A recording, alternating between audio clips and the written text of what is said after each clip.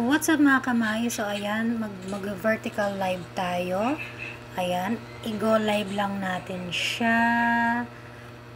And click mo yung live syempre. Click mo lang yung plus sign, tapos live, tapos edit mo yung title, add description, location, and don't forget yung screencast. Ayan, para may ma-play tayong video habang wala ka, naka-play lang yun. And huwag kalimutan, no, it's not made for kids. So ayan, ikot-ikot lang, no, loadings.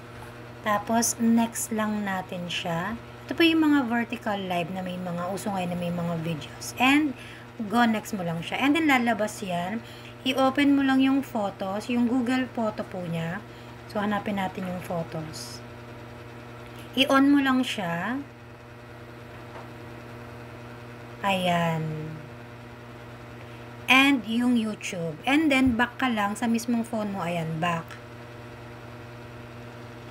And start now. Start mo lang siya.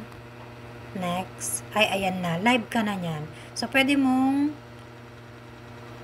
ayan. Punta ka, balik ka dun sa Google Photo. Ayan. Sa photo ka para kunin mo yung video. Ayan. Kuha ka ng videos na gusto mong i-play. Yung hindi mo pa na-upload sa YouTube, guys, ha, baka ma-reuse content ka. So, ayan na. Nagpe-play na yung video natin. Dire-diretso lang yan. Walang hinto. Paulit-ulit. Mga ilang minutes lang yung i-ano nyo, guys. I-play nyo. And then, click mo yung bilog. Ayan, lalabas yun. Ayan, yung camera. And yung voice. Alisin mo yung voice para if ever itatambay mo lang, pwede siya. Then, go live. Ayan yung go live. So, i-go live mo lang siya. Ayan, go live na siya. So, naka-live ka na.